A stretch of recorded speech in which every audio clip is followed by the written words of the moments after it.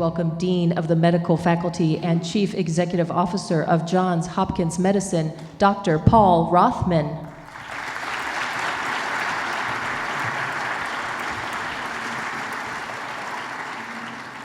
Good afternoon. Welcome, everyone, and we're so glad you're here to join us here at Johns Hopkins for a very special day. We gather here this afternoon for a really historic day for both Johns Hopkins and for our Sidney Kimmel Cancer Center, and to recognize the immense generosity that animates the work of our extraordinarily talented clinicians, researchers, nurses, students, and staff. The science that we're about to describe today and the extraordinary promise that our expertise in cancer immunology, genetics, and epigenetics hold for beating cancer represents a true partnership and true collaboration that is in the best traditions of Johns Hopkins. To bring this point home, I'd like to introduce a couple individuals in the audience who've really been key to helping us. First, I'd like to introduce three of our trustees, Heather Murin, Brian Rogers, and Sandy Greenberg. Could you wave?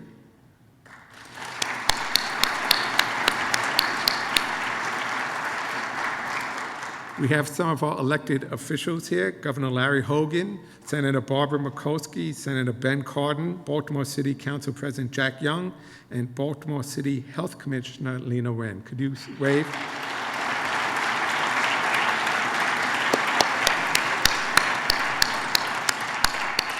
We also have the Johns Hopkins Hospital and Johns Hopkins Health System President and Executive Vice President of Johns Hopkins Medicine, Mr. Ron Peterson. And really for all of the faculty, staff, the Bloomberg distinguished professors, all of whom are here today, welcome and thanks for coming. You know, I'm an immunologist, and we've held the promise of trying to beat cancer by immunology and using our own immune system really for 20 or 30 years. With thought being that if we could turn our own immune system against the cancer, we would have a chance of beating it for long and really curative mechanisms. And it's really been the Johns Hopkins faculty that have struggled for this for 20 to 30 years, trying to understand the basics of why the immune system doesn't beat cancer all the time and how to stimulate it to do that. And it's really the likes of Drew Pardoe, Liz Jaffe, Chuck Drake, Suzanne Topelian, and Jonathan Powell, who are just a few of the leaders here in our cancer immunology program that have done unbelievably wonderful work moving this field forward.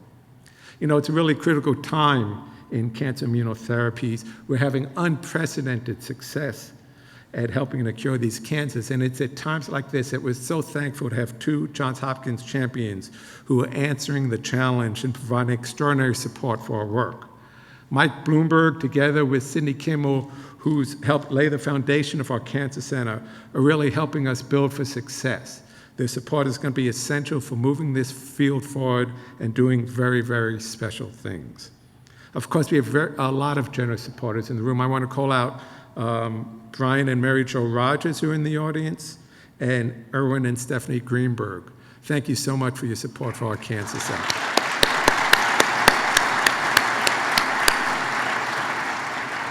It's now my distinct privilege to welcome another special guest. I'd like to please join me in welcoming really a champion and a friend of Johns Hopkins, a strong advocate for cancer research and prevention, and the governor of the great state of Maryland, Larry Hogan.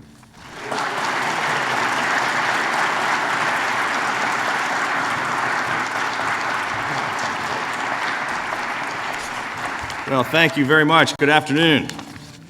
I really appreciate the opportunity to be here today to congratulate Michael Bloomberg and Sidney Kimmel and everyone involved in making the Johns Hopkins Bloomberg Kimmel Institute for Cancer Immunotherapy a reality.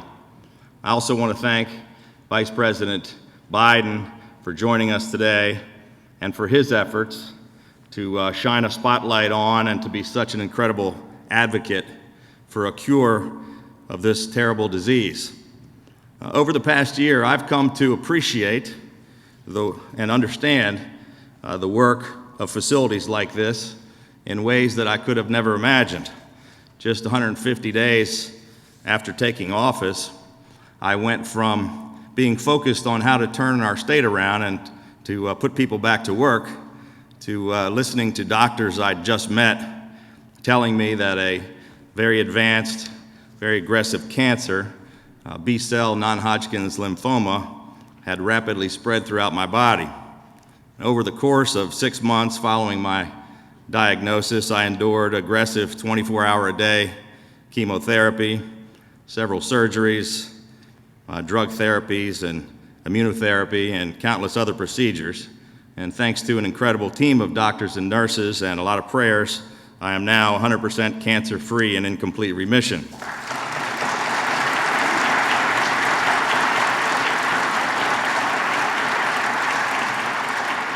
But my story is just one of the more than 20,000 Maryland cancer stories each year. And the reality is that cancer has touched nearly every single one of us through family, friends, and loved ones. And over the course of my own treatment, I met so many amazing fellow patients and their families fighting much tougher battles than my own. And it's because of them that as long as I am governor of this great state, and hopefully long after that, I will continue to stand with all of those who are fighting this terrible disease.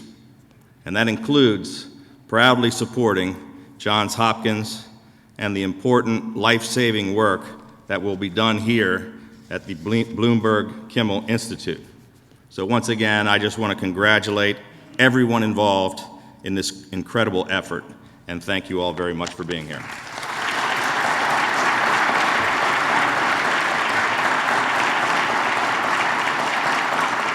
Ladies and gentlemen, please welcome Director of Sidney Kimmel Comprehensive Cancer Center, Dr. William Nelson. Thank you, Governor Hogan. Your experience with cancer has been an inspiration to all Marylanders and everyone throughout the country. And good afternoon to all of you. As you've heard, I'm Bill Nelson, the Marion I. Knott Professor and Director of the Sidney Kimmel Comprehensive Cancer here at Johns Hopkins. And I have to say, all throughout my career here as a clinician and a researcher, and even now as Director of the Kimmel Cancer Center, I cannot recall another time when so many opportunities seem so close, seem within our grasp. This is a testament to the dedicated teams across our cancer center here at Johns Hopkins, to our collaborations throughout the Hopkins University family, 5 Hopkins schools, 33 departments, and to our partnerships with the state of Maryland and its great institutions. In this beautiful rotunda, if you look up, it is kind of round. Don't burn your eyes out. It is just a short walk from a historic rotunda where patient rounds brought students to the bedside to learn. It's my great pleasure to welcome today's Johns Hopkins medical students.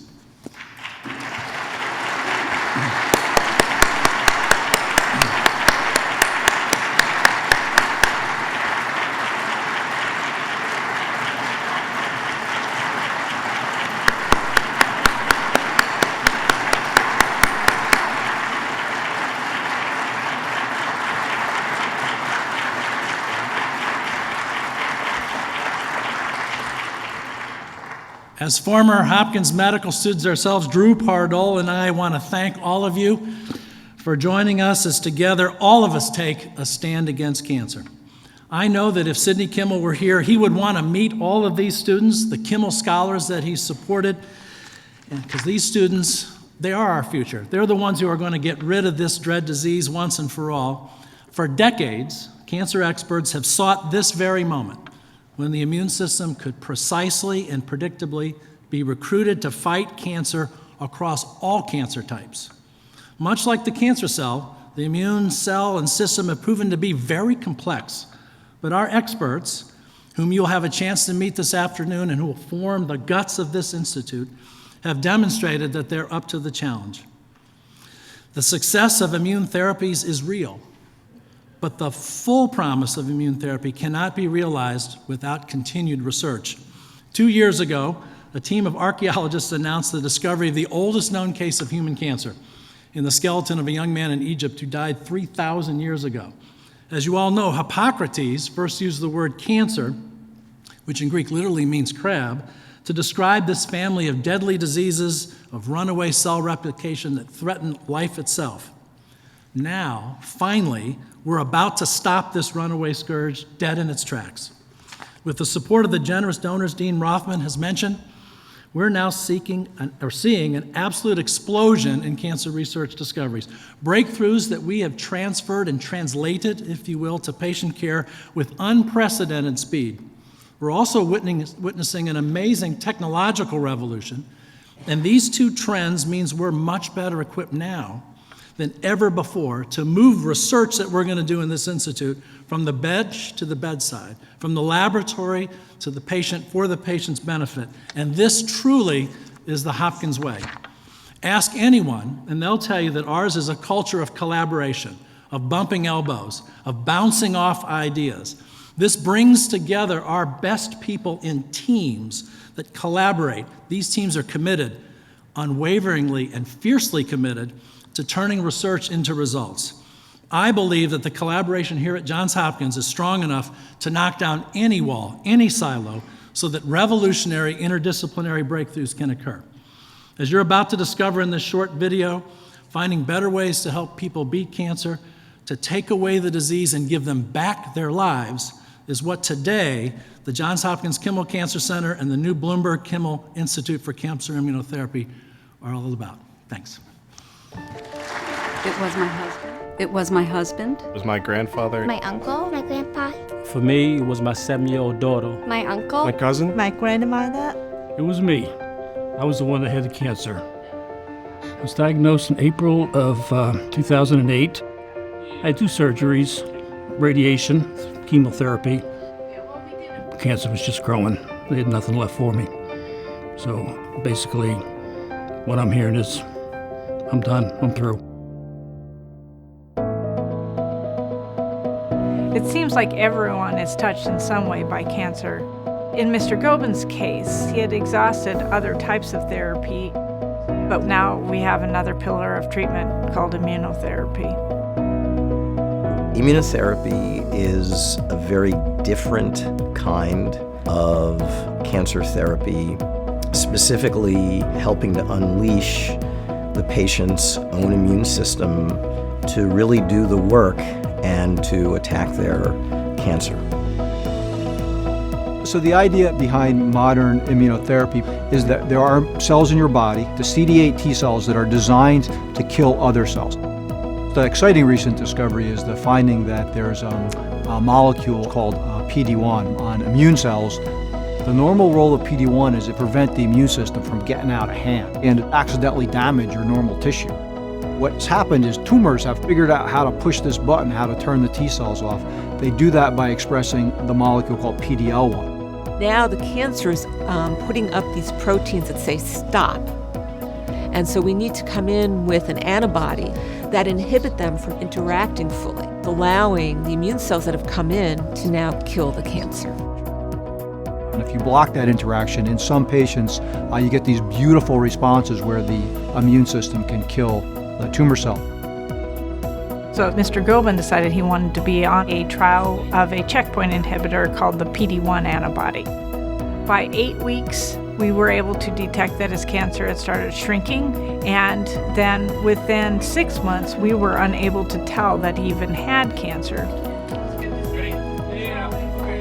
It was 3 years and 3 months ago.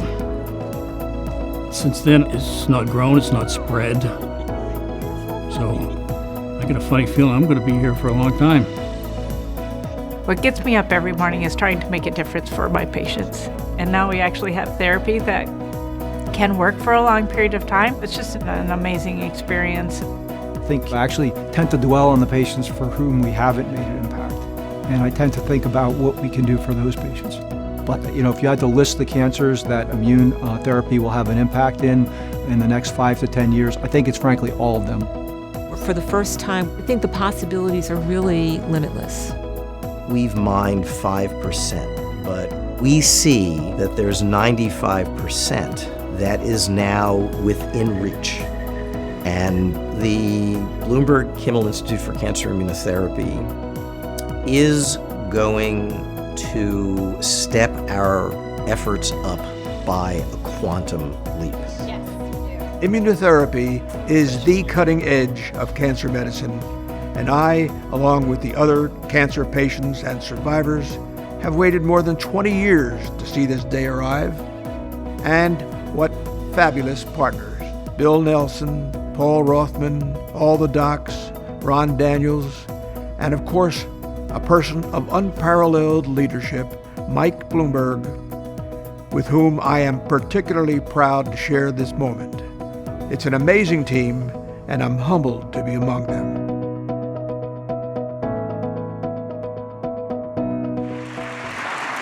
Ladies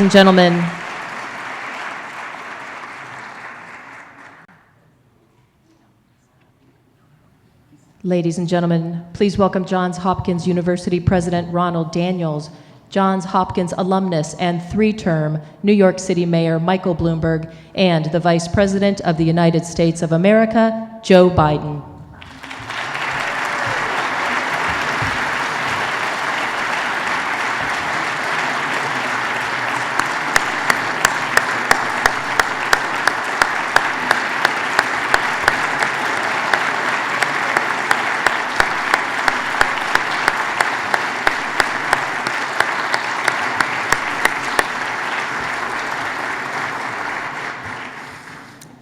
Well, good afternoon, and thank you, Paul and Bill. This is truly a momentous day for Johns Hopkins and for all of us who are dedicated to this cause of defeating cancer. Mr. Vice President, know how grateful we are for the remarkable, indomitable spirit which you've responded to your own loss and galvanized the nation around our shared commitment to ending this disease. Thank you so very much. Governor Hogan, thank you for the candor and the courage you have shown in sharing your experiences with those you serve. 45 years ago, President Nixon declared war on cancer. In the ensuing decades, the metaphor took hold and morphed into descriptions of targeted skirmishes and epic battles. It shaped policy and weighed heavily on patients, families, and physicians asked to fight the disease, very often with blunt, crude weapons. But in the metaphor of war, the lines of battle are drawn between enemy combatants. It is bloody, it is brutal, it is focused on conquering the other. And it fails to capture the devastating, essential truth about this disease. Cancer is of us. We know now that this war on cancer metaphor, like our current treatments, has only taken us so far. Today, we celebrate our ability not to marshal outside agents to beat back a foe, but instead to harness the unmatched brilliance of the body's own internal defense, the immune system, to seek out and eradicate the disease. And with that new approach, a different metaphor is taking hold, the moonshot. The moonshot speaks to a wholly different paradigm. It recognizes that marshaling brute force does not alone generate success. It recognizes that we have aggressively exploited existing therapies, but to cover the enormous margin still before us requires altogether different, novel thinking. Instead of a call to arms, it is a call to ideas, a call to build on science, an active individual imagination, of inspiration, of intellectual risk-taking to deepen our knowledge and change markedly clinical outcomes. And here is where the American academic medical community, and Johns Hopkins in particular, excel. At Johns Hopkins, America's first research university, individual academic capability is sedulously cultivated and nurtured. The freedom to dream, to think, to act anew is deeply embedded. Innovation and cross-disciplinary collaboration are part of our DNA. Thanks to that unique amalgam, we have arrived at this very important moment in the history of cancer. It was here that Hopkins researchers Drew Pardoll and Suzanne Topolian staked their lives and their science on the unorthodox idea of immunotherapy. It was here that they and their amazing colleagues found an academic home when funding for such unorthodox ideas was hard to find and skepticism reigned in the scientific establishment. It was here that our clinician scientists proved the power of anti-PD-1 protocols to impact not only melanoma and lung cancer, but many other cancers.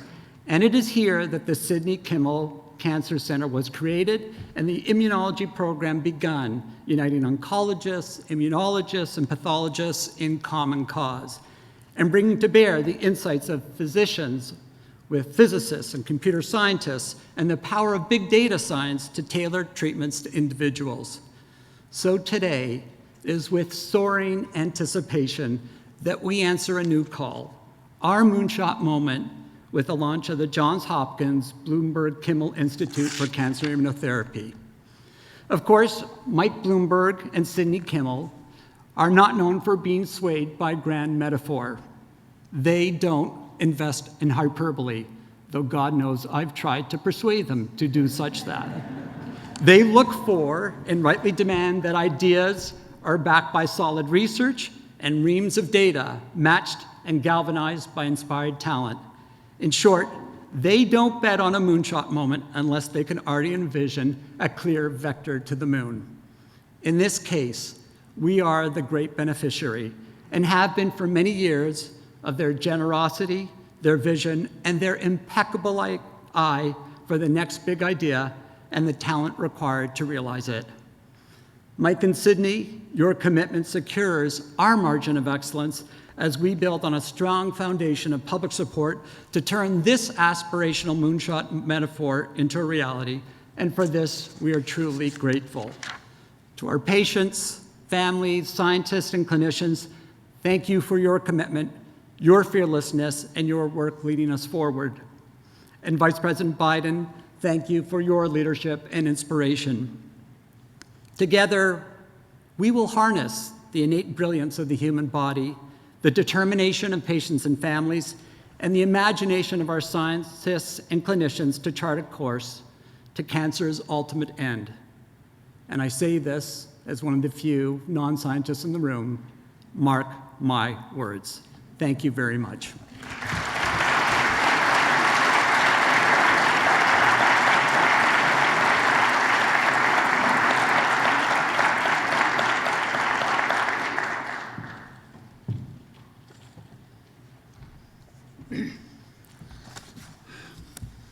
Good afternoon, everyone. I'm David Gobin. I'm an 8-year cancer survivor, thanks to you.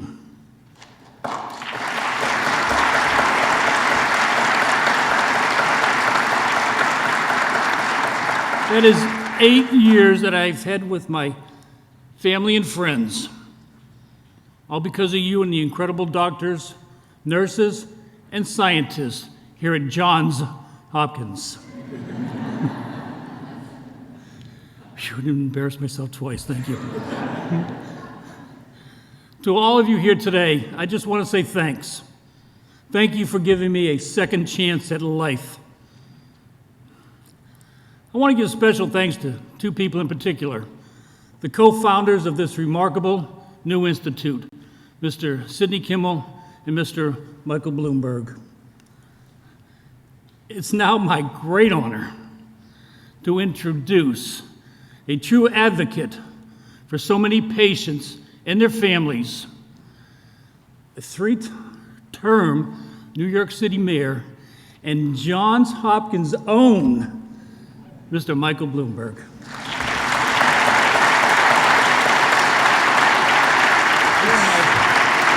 It's a pleasure so much, man. You can't believe it.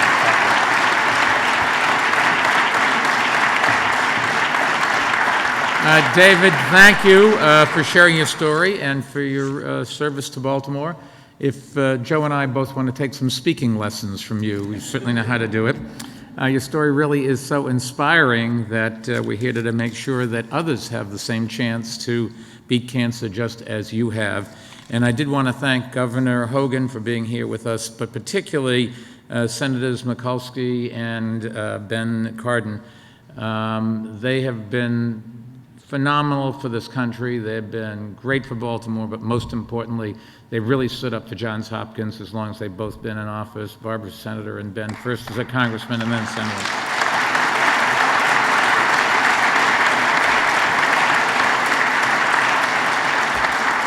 Barbara, as Henry Kissinger would have said, it had the added advantage of being true.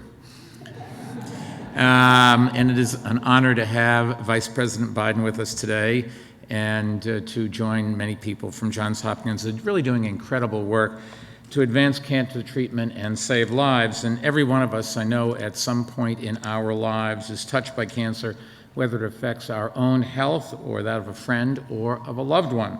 And I don't know a single person that hasn't lost someone they care about to cancer or seen someone they love struggle to fight it. And too many of them, tragically, are young men and women who are full of so much progress. And I know a lot of you who knew Joe Biden's son, Beau, were heartbroken when he passed away last year after his battle with brain cancer. I knew Beau casually. We played golf together, much better golfer than I was. Better golfer than his father, I will also say that, Joe. Sorry. And he did a great job for his state. The country lost a young leader with the kind of selflessness and integrity that all of us hope that we have as public servants. And the Biden family lost someone who showed the kind of decency and honesty and love that all of us hope are in our children. Values that were instilled in him by a father who taught him what it meant to be a great citizen and, even more importantly, to be a great parent. I can't imagine what it must be like to lose a child. It's something that no parent should ever have to experience. But the Vice President is determined to turn that tragedy for his family into a positive for other families, and we're glad to stand with him. The work that Joe is leading now will help save so many lives and spare other parents from suffering the pain that the Biden family has felt. And Joe, I have no doubt that Beau is smiling down on you today, proud that your last big crusade in public office, unless you're going to tell me something that we don't know. We actually talked about doing a joint ticket, but we couldn't agree on whether it was reverse or straight alphabetical order.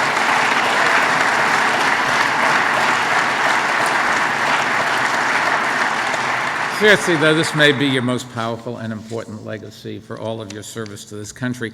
When President Obama announced the new push to end cancer during his State of the Union address, he called it a moonshot, and I think that is fitting. Like the effort to put a human on the moon, ending cancer is a dream that we've all long held, and today, thanks to advances in technology, it is within our reach for the very first time, and if we succeed, it will really be another great leap forward for mankind. I'm optimistic that we can do it. Cancer detection and treatment are advancing every day. We now have the ability to cure cases of cancer that might have been hopeless even just a few short years ago. And there really is a real sense among doctors and scientists that we're on the brink of major breakthroughs.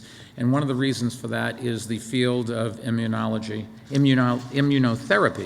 Immunotherapy is a groundbreaking treatment that allows the body to use its own immune system rather than poisonous drugs to fight cancer. And it's the closest thing that we've got to a natural treatment, and it's the most promising avenue of research today in the field. In fact, because of its versatility, it has the potential to cure and end virtually all kinds of cancer. Now, that may sound far-fetched or futuristic, but it's not. The results from some of the latest immunotherapy trials have been nothing short of astounding. We still obviously have a long ways to go. We're always going to have a long ways to go in medicine, and a cure won't come overnight, but I think there's never been more reason to hope that we have turned a corner and a cure is now in sight. And it is no surprise that Johns Hopkins University has been a pioneer in the field of immunotherapy. This was America's first research university, and the school remains an engine for innovation, particularly in health and medicine. I've had the honor of chairing the school's board, and I saw firsthand how the hospital and the School of Public Health changed people's lives. That experience inspired my passion for public health, and it's why I've continued to be such a strong supporter of this university. Our foundation, Bloomberg Philanthropies, has teamed up with Hopkins on everything from tobacco control and road safety to stopping gun violence, to stop mosquitoes from spreading malaria. So when we wanted to tackle cancer, we knew there was no better partner than Johns Hopkins. And a lot of this credit goes to Ron Daniels, the great president of this university. His enthusiasm, yes, he deserves a round of applause.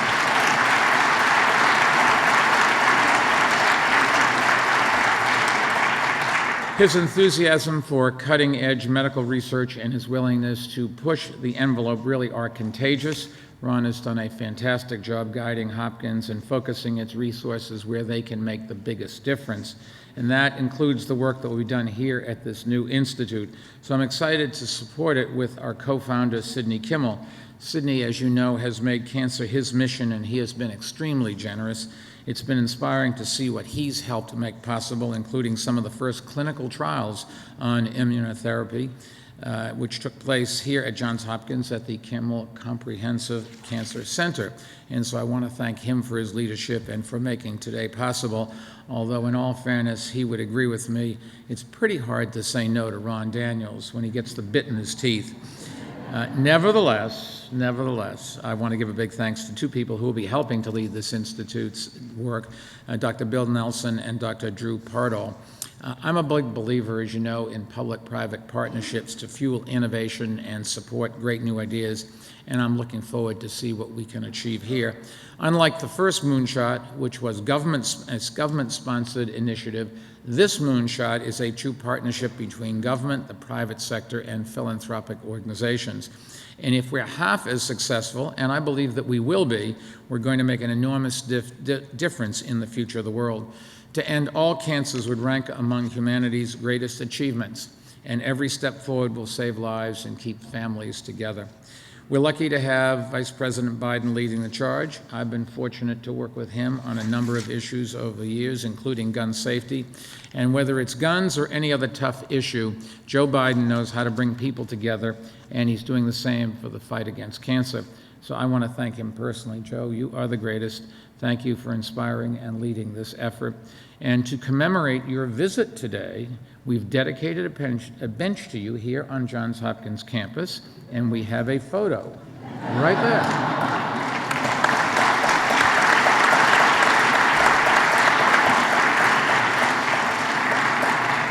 It's not much, but that's all we're going to do. Seriously, the plaque on it honors the Vice President for his leadership that he has shown in eradicating cancer, and it includes a quote from Helen Keller that I think sums up the spirit behind this effort. It reads, quote, "No pessimist ever discovered the secret of the stars," unquote. And I know it's that spirit that has always guided Joe's work and that has guided his son's Bo's service to our country. And I hope that the generations of students and professors and visitors who stop to rest and reflect on that bench will see it each time they pass by and will be inspired to follow in their footsteps and reach for the stars. Mr. Vice President, would you honor us with saying a few words?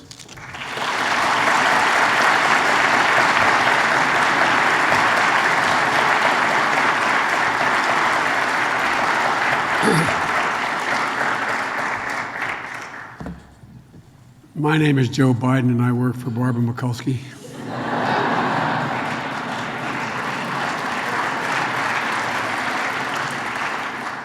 Governor Hogan, I got a chance to speak to you before, but I can't tell you how excited we are about your battle and how well you're doing. You understand it more than most people. And Ben, you can sit on my bench anytime you want. It's great to be with you, Ben, and my friend, Mayor Bloomberg. And Ron, thank you very much. And Bill, Doc, we got a chance to spend some time together before, and I'm happy to do it again. I need not tell anyone assembled in this hall that this is personal for so many of us that are in this hall, and the millions of Americans who face that dreaded phrase, "I'm afraid you have cancer." And as I said, Governor, no one understands it more than you. And Mr. Mayor, I have had the privilege of working in a number of things. And the one thing about Mike is everything Mike does is he prides himself on not being emotional. But it all comes from the heart. But it's always data-driven. It's always about finding an answer. It's always about the sense that and the belief that there is an answer, whether it's the senseless gun violence that goes on in this country, whether it is we could do more to prevent cancer by eliminating tobacco use than anything else we could do. Whatever you're engaged in, Mike, it's always been something that's been not about you. It's about something bigger. And it's always organized, it's always committed, and everything Mike has done has been consequential. And that's why it's so significant that the mayor is helping lead this effort to perfect immunotherapies that have the potential to literally end cancer as you know it. And look around at all these young people in the white coats. You're going to be reading about some of them. Not a joke. They're about to be part of making history. Their generation, not a joke, is literally, not figuratively, going to change the face of humanity. The progress that we are going to make over the next 10 years will eclipse everything that's happened over the previous 50 years, maybe longer. And these are the folks that are going to be in the cutting edge of it all. And I say, Mike says he only talks about the medical school. All you got to do is say foreign policy is SICE. All you got to do is say everything is about Johns Hopkins. I learned that this is the place where everything from cookies were first baked to bridges were first built. I didn't know. I didn't know everything began at Hopkins. I knew it was a great institution, but I didn't know everything. Ask Mike a question, and he'll say you can find an answer at Hopkins. And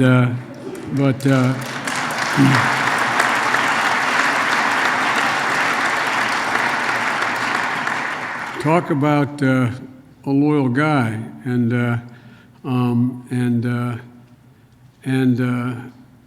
all that the Kimmel Foundation has done, all that Stanley Kimmel has done has been astounding. It's not just here. So many other endeavors I've observed where he is engaged, he has put his money where his mouth is, and he has worked so hard to change the circumstances for literally millions of people. 16 million a year die of this disease. And so, folks, I want to very quickly talk about the moonshot. When I decided not to run for president, and the president escorted me out to the Rose Garden where I made that announcement, I said, not with any plan in mind, I said, the one regret I have about not running, I would have liked to have been the president to presided over the end to cancer as we know it in this country. Because I learned a lot, as all of you have, who have not had cancer, but your loved ones have. I learned when my son was diagnosed at MD Anderson with stage 4 glioblastoma that it was a death sentence. I understood that. I did my homework. I've spent a lot of time trying to learn as much as I possibly could learn. All of those of you who have family members who you've lost to or fighting cancer, you know what I mean. And I had access to learn a lot. And what amazed me was not only what we didn't know, but how much we knew in such a recent past. 5 years ago, immunology was sort of out there. 10 years ago, it was clearly this voodoo science that, and I'm not joking, am I? I mean, the scientific community treated it like a lot of you guys treat, high-frequency ultrasound now, but we'll get into that another day. But all kidding aside, shortly thereafter, to my surprise, the president announced at the State of the Union that he was going to put me in charge of an effort to focus the federal government's effort in collaboration with the private sector in doing and we're not naive. We don't think we're going to find a cure to every cancer right away. But I firmly believe we can do in the next 5 years with focus what would have taken 10 to 15 years. That will change dramatically the life of millions of people around the world. And what the president did is, as my two colleagues will know, when he put together the Recovery Act, he put me in charge of it. And the great thing about working with the president is that's it. I never have to report. I just can go do what has to be done. Well, what he did was he put out a memorandum to all federal agencies, Health and Human Services, the National Institute of Health, the National Cancer Institute, the National Science Foundation, the Department of Defense, the Department of Commerce, the Energy Department, the Department of Veterans Affairs, that runs the largest hospital in the world, the White House Office of Management and Budget, the National Council of Economic Advisors, the Domestic Policy Council, and the Office of Science and Technology. The reason I read those off is some of those institutions, you may wonder, what do they have to do with dealing with the fight against cancer? And I've called a cabinet meeting, 2 so far, and laid out an agenda for them. I ask each of the cabinet secretaries to be guided by a few recommendations that are initially out of the box. One, accelerate the understanding of cancer. That sounds so simple. To deal with early detection, treatment, and cures. Improve patient access to care. We know that 75% of the cancer patients are treated by community oncologists. 95% never get into any of these studied programs to determine whether or not they would qualify or to be part of determining how to deal with their cancers. And they're not associated with major cancer centers. And we want to make sure that patients receive the best care, all patients. That's one of the areas that you've been working on here at the Sidney Kimmel Cancer Institute for a long time. The third thing was identify existing regulatory barriers that exist at the federal level that are an impediment to improving patient care. I promise you, as my colleagues will tell you, and it's not a joke, I'll make sure those barriers are taken away. That's a guarantee. There is no question about it. But so as I go around to all the major cancer institutions, I ask them, what are the federal impediments? We talked about it, Doc. What can we do better at the federal government? And 4, I said we got to provide greater access to research that's already been done, data that's already presently available, as well as emerging data and information. And so one of the big questions is, how do we unlock that data? We had a brief discussion about it before we came out. Here's why it matters. Researchers are essentially looking for new patterns of treatment. As the president told me, you've engaged an astronomer, who I will not mention right now, who has been engaged now in determining, just like patterns in the sky and the stars, it can't be seen by the naked eye. What are the patterns? What are the patterns that emerge in cancer? Because cancer changes from the time, in fact, you detect in a cancer cell what the components of the genetic makeup of that is. By the time it's red, the cancer will have changed again. And so cancer researchers get an enormous amount of help finding those patterns if we take advantage of the place we find ourselves now that didn't exist even 10 years ago. We can now do 1,000 billion calculations per second on a computer. 1,000 billion per second. Speaking with the Department of Energy and Ernie Moniz, one of the brightest guys I've ever met from MIT, we're on the verge of being able to compute 1 billion calculations per second. These supercomputers can analyze large amounts of data, uncover hidden patterns that they wouldn't have found otherwise in a short amount of time. They can look through the data that once took years. Why is a particular treatment or a drug effective in 10% of the patients with what is initially identified as the same cancer? Why, for 90% of those patients with the same cancer, it generates no positive impact? These are patterns that you have to examine, that if you take it as an individual or a group of scientists, you're talking about potentially years to identify it. You know, a doc in Hagerstown treating a cancer patient who doesn't have access to the data that already exists, the information that's already developed here at Hopkins, or someone in Scranton, Pennsylvania doesn't have access to what's ever at the Abraham Cancer Institute at Penn, has difficulty determining how to treat his or her patient. But if he or she is able to tap into the data and experience of the docs and researchers here at Hopkins, they have a much, much better chance of prescribing the best treatment for that particular patient. Not a guarantee, but a real chance that doesn't exist otherwise. As one top cancer researcher told me, we have to allow the data to actually yield answers. We have to allow the data to actually yield answers. That can be fully within our power. As I said, power we didn't have 15 years ago. Now we have the tools to help solve the puzzle. As I said, the computing capability is astounding, astounding. So, ladies and gentlemen, we're in a situation before too long, when we get to a billion calculations a second, it increases exponentially the opportunity to identify the patterns and the way cancer works. We need to optimize federal investments to improve incentives for public-private partnerships that Michael is so good at setting up to accelerate this project. That's exactly what the mayor and Sidney Kimmel have done with their incredibly generous grant. I don't want to leave the impression that the federal government's the answer. It's not. Or that the Moonshot Initiative will be solely a federal government-focused operation. The National Institute of Health and the National Cancer Institute have been significant value added, and they'll continue to be so. But we can make them much better if we do it right. My job is to make this public-private partnership seamless.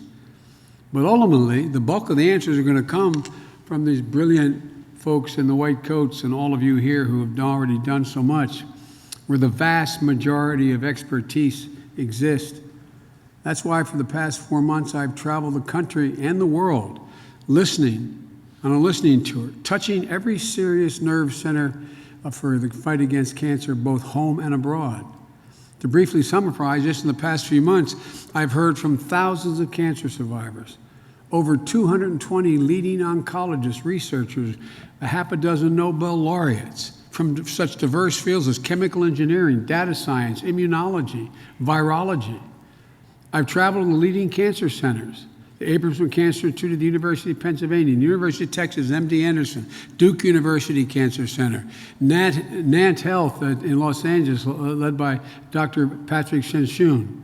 I toured the Huntsman Institute at the University of Utah, watched what they have done, particularly using the Utah population data and how much progress they have made.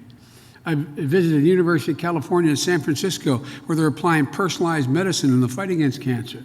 And last week, the Fred Hutchinson Foundation in Seattle, where they pioneered bone marrow transplant, are now integrating databases that will analyze, sort, and compare data from patients at several institutions. And I met with dozens of philanthropists and have invested billions of dollars of their own in the aggregate for research to bring quality care to patients. I met with coalitions of cancer organizations that are aggregating data into machine-readable format. Orion, CancerLink, Project Genie, Quilt Coalition. They're spending over $1 billion. Imagine if they're all coordinating so that all of it would be accessible to everyone. I met with a number of data technology firms that are aggregating data into machine-readable formats. You all understand that better than anyone in the audience. So it will be accessible to cancer researchers and clinicians. And my staff has met with dozens of other organizations and philanthropies. After all the meetings I've had, there's agreement on several things. The most important of which is we really, literally, not figuratively, are at an inflection point in our battle against this dreaded disease.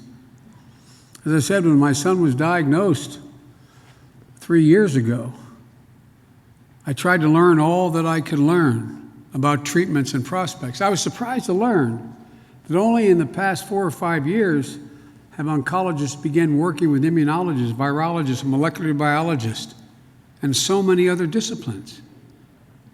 I didn't know that it was so new. For the previous 40 years, it was find the tumor, excise as much as you can, find as precisely targeted radiation as you can, and then chemotherapy as targeted as you can, without, up to that point, realizing that you kill as much of the immune system as you do the cancer sometimes. If we can harness this moment, I believe we can make quantum leaps in ending cancer as we know it. And one of the most promising developments in immunotherapy, which has emerged as one of the major hopes in the fight against cancer. And again, 10 years ago, no one took it, I shouldn't say no one, few people took it seriously. Last week, the cover of Time magazine asked, what if your immune system could be taught to kill cancer? Think about it. 2016,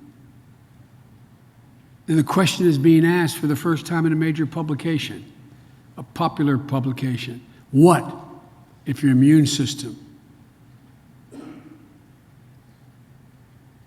Folks, it's been a long time in coming,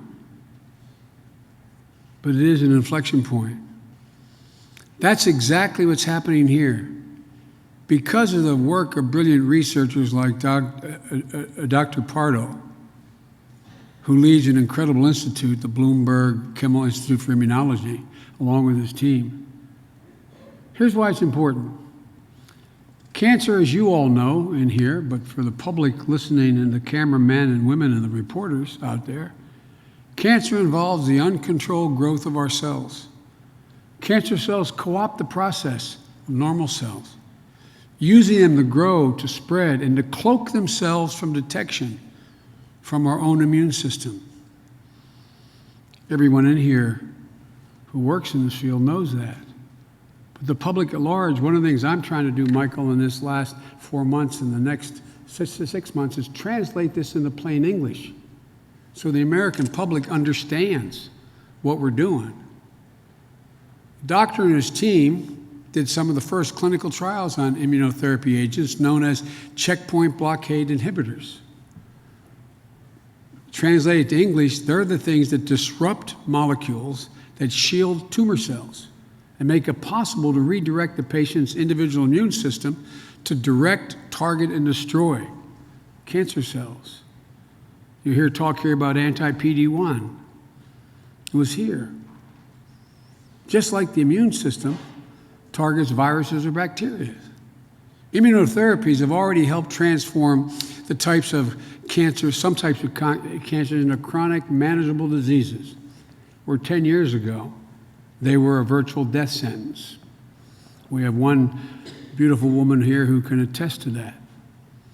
Over the next 10 years, hopefully 5 in my view, because of this generous $125 million gift, this institute is going to perfect new therapies and help bring hope to millions of patients and their families. This is a great example of one of the core elements of the Cancer Immune Shot Task Force, facilitating cooperation between government, the private sector, academia, and philanthropy. I know you work closely with the National Institute of Health and National Cancer Institute. And whenever the government is a bureaucratic stumbling block, I promise you, let me know about it. We will clear the stumbling block. This institute can be a model for how the public-private partnership can drive progress. And I have no doubt this will be the site of some of the next generation's breakthroughs in cancer treatments. I've seen it all across America at some of the best research centers in the world. And thanks to the generosity of Mayor Bloomberg and Sidney Kimmel, that progress is not only going to continue here, it'll be accelerated here. We're in a place where science and medicine have not been before. And it's offering immense, immense hope if we can get out of our own way. We can get out of our own way and share more of this data. We can harness this moment and make quantum leaps toward ending cancer as we know it.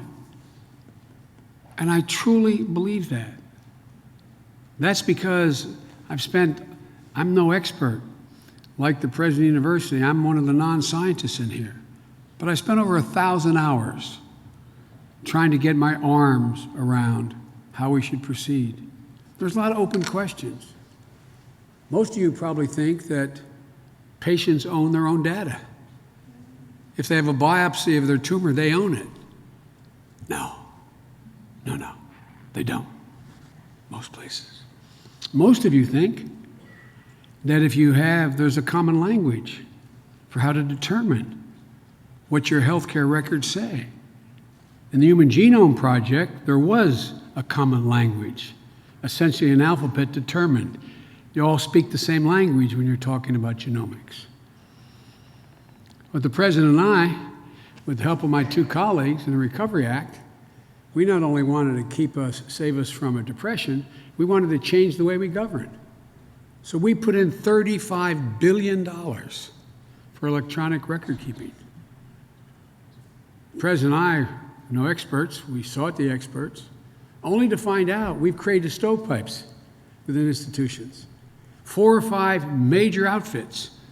I will not mention it, we were talking about here at Hopkins, or at Penn, or at MD Anderson, or at Jeff, all the places my son were.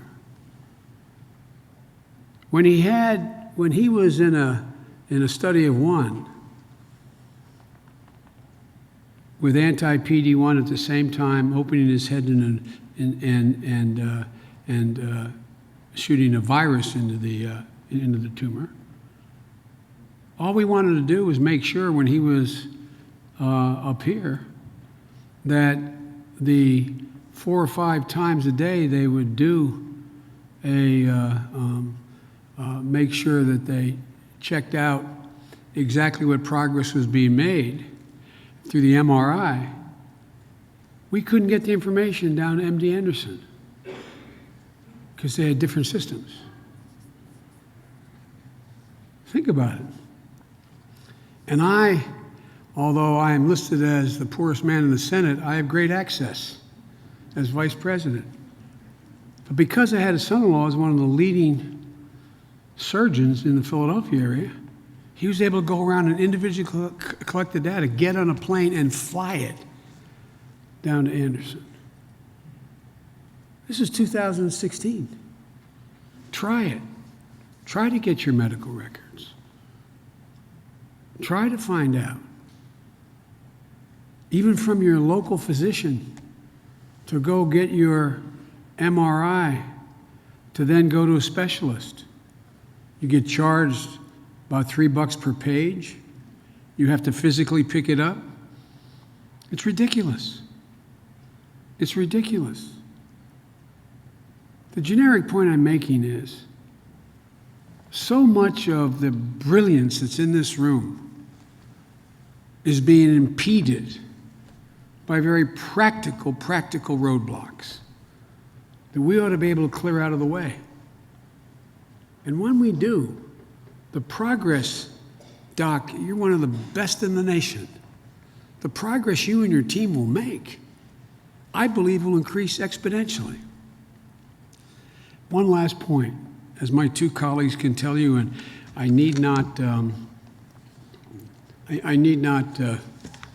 probably even make the statement. Our government is not particularly functional right now. There's not much that's bipartisan. But I've got overwhelming bipartisan support from the House and the Senate. I predict we will add another $1 billion to cancer research this year. It's the one thing that there's overwhelming domestic consensus about, crossing party lines. And Michael, one of the reasons why I think what you're doing is so important, and I really mean this, and you and I have talked briefly about this. I don't know how we got to this point in America where we've sort of lost the sense that anything and everything is possible in America. I was with President Xi. I've spent more time with him than any world leader. 24 or 25 hours of private dinners, I'm told. They keep count of these things. And I was in Chengdu, a town that was 2 million, now 20 million. And he looked at me and he said, Mr. Vice President, can you define America for me? I said, yeah, I can. In one word, and I mean it. Possibilities. Possibilities. It's the uniqueness of who we are. We have never wondered whether or not if we brought all the resources available in this country together, that there's a problem we're unable to solve. And I'm convinced, because of the work of all of you and the progress you'll make on cancer, we will reinstill in the American public the notion that anything is possible. We are so much better situated than any other nation in the world to lead the world in the 21st century. That's not hyperbole. It's just a fact. I remember making a speech at the Wharton School in 1997, debating a professor about why Japan wasn't going to own America. Remember those days? Japan was going to own America. Remember we weren't going to be able to compete with the EU, 380 million people? Remember we were told how China was going to eat our lunch? Give me a break. We want them all to do well. The better they do, the better we'll do. But ladies and gentlemen, there's so much on the horizon. And I'm convinced not only will we save millions of lives, we'll begin to once again reinstill in the American public the attitude, and I mean this from the bottom of my heart, that anything is possible. Not because of Barack Obama and Joe Biden, whoever the next president's going to be. We have the finest research universities in the world. No other country in the world is organized as we are. None. No other country in the world. The brilliance that flows from these institutions. So folks, there's not much we can't do. We've got to start holding our heads up, talking about who we are, what's capable. And you students are going to see more, you professors, you docs, we're going to see more happen in the next 15 years than happened in the last 75 years, not just in cancer. You're going to be flying subsonically at 20,000 miles an hour. You're going to be in a vacuum tube going 800 miles an hour. Not a joke. Not a joke. Not a joke. There's so many things on the horizon. So we're looking to you, Doc. We're looking to this institution and other great institutions to lead the way, because once we deal with this, there's so much more we can do. Thank you for your scholarship. Thank you for your brilliance. Thank you for your dedication. And thank you for your willingness to put the interest of other people ahead of your own. To all the physicians, researchers, and staff, the breakthrough you will make in the next 5 years can literally change the face of the world. And it's because of all that you've already done, and because of guys like Mike, who have done so well. But don't forget what the overall obligation we all have is. They're transforming this whole operation. Mike, we owe you and Sidney a whole lot. There's a whole generation of people who might not know why they're alive, but it'll be in part because of what you did. Thank you all so much.